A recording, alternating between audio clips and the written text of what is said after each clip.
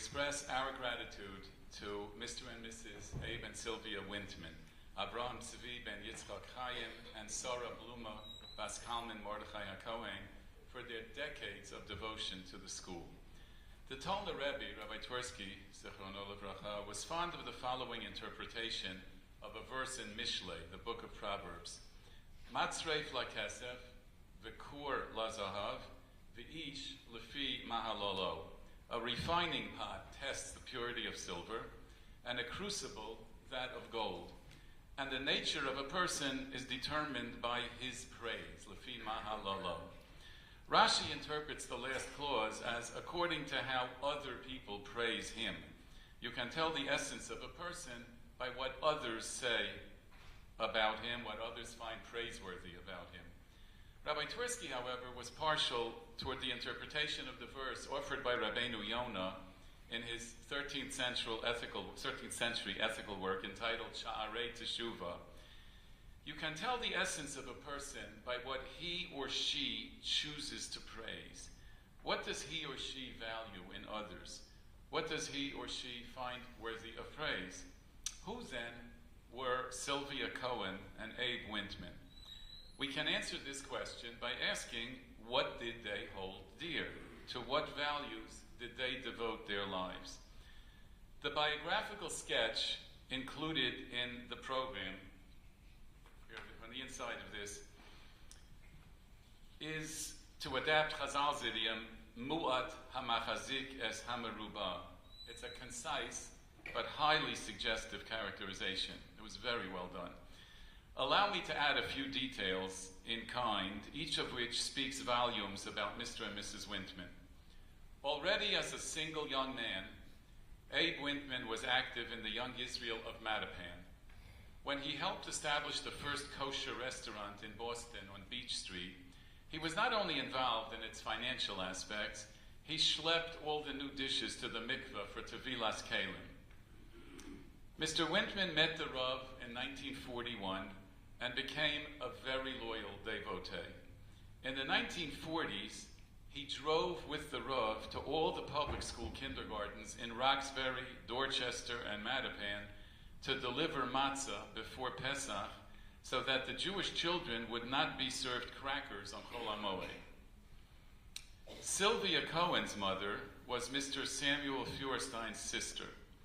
Her father used to walk with his children, Sylvia was one of 7, to shul in Malden by a circuitous route in order to avoid passing the stores that were open on Shabbos. I'm not commenting, I'm telling you, these are details that say a lot about who these people were. I leave it to you to tease out the implications. When they became engaged, Sylvia gave Abe a compass so that on his frequent business trips to New York, he could daven facing Mizrach. They were married the day after Shavuos in 1948, and they raised Sandy and Kenny in Malden. That meant daily round trips by car to Roxbury and then to Brookline over many years until Sandy graduated in 1968 and then Kenny in 1974.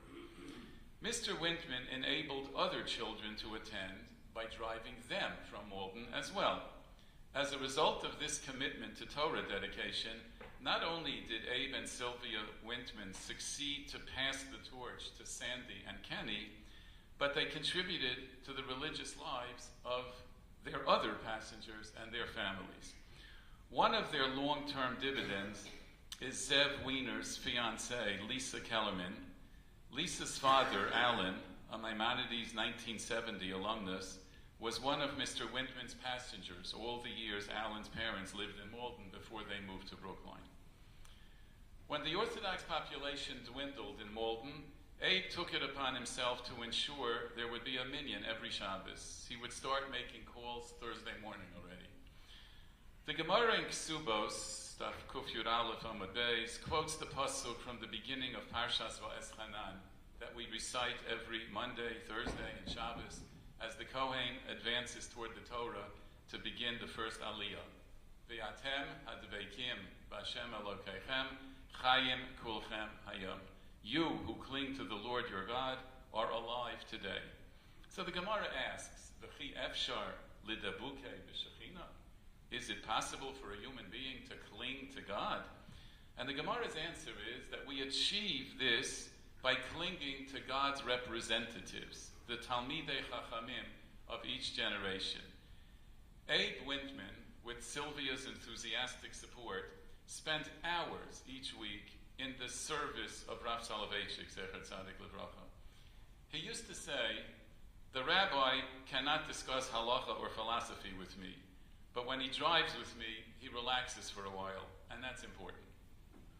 Mr. and Mrs. Wintman's loyalty to the Rav expressed itself also in their unstinting devotion to Maimonides School. They joined the team of solicitors who helped the Rav finance its early years. Abe always made himself available to Rav Soloveitchik during business hours, no less than in the evenings and over weekends. Sylvia was an active member of the Women's Auxiliary. They were generous benefactors of the school and were honored at its banquet in December 1988. They were each extraordinarily kind people, and as a couple, they expressed this in their loving care of their extended family. Abe's mother and two sisters, and Sylvia's mother and siblings. I want to acknowledge the presence of Mrs. Marcia Cohen from Peabody, whose husband, Olav Shalom, was Sylvia's brother, and of two relatives who arrived from Israel to honor the memory of Abe and Sylvia. Mrs. Sonia Sampson, now of Yerushalayim, had been married to Sylvia's brother Herbie Cohen, Zechrono Livracha, and her son Morty, a first cousin of Sandy and Kenny, came in from Efrat to accompany his mother. You heard him recite the Kel Molei Rachamim. Sylvia's mother, who was sick for many years, lived with them and was cared for by them with great devotion. Although observant families within her age group were no longer settling in Malden, Sylvia refused to move because she felt her mother would be more comfortable in familiar surroundings. After her mother died, Sylvia began volunteering in the Maimonides Library, and she became its most faithful volunteer. She was also its patron, donating materials and funds. The Gemara in Makos, Chav Beis Amud Beis, states, Omar Rava, Kama tipshoe she'or inshe, dekayeme mekame sefer Torah, velo kayeme mekame gavra rabba. How foolish are most people. They rise in the presence of a Sefer Torah, but they do not rise in the presence of a sage who embodies and personifies the Torah. Mr. and Mrs. Wintman accorded due honor to Sifrei Torah, to be sure, but more significantly, they had the spiritual sensitivity to honor appropriately those who represented Torah in the flesh. And so it is most fitting that Sandy and Kenny chose to honor their parents by having a Sefer Torah written to perpetuate their memory, because their parents' lives exemplified dedication to the values embodied in a Sefer Torah. Mr. and Mrs. Wintman were loving partners in life and were co-joined in death. They died 4 days apart 12 years ago in August 1998. Their joint matzeva has a clause from the pasuk that we recite before Musaf on Shabbos in Av HaRachamim, a pasuk from David HaMelech's elegy for Shaul and Yonatan, who had been killed in battle by the Pelishtim on Har HaGilboa. Hane'ehavim v'hane'imim b'chayehem, and then the second part is on the matzeva, uvemosam lo nifradu. A close look at the trup of the pasuk and a careful study of the traditional commentaries yields various translations.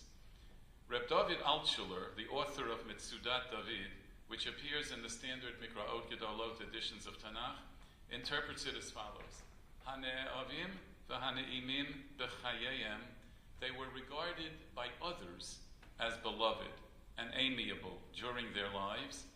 Uvemosam lo nifradu, even after their deaths, they have not departed from the consciousness of others who remember them fondly. We have gathered today to remember Abe and Sylvia Wintman, and this new Sefer Torah will help our community remember them for many years to come. Ayala and Avi, unfortunately, you did not get to know your mother's parents, but you will have lifelong memories of this morning's ceremony, and it will help you to appreciate how beloved they were by their community. Yehi Zichron Baruch.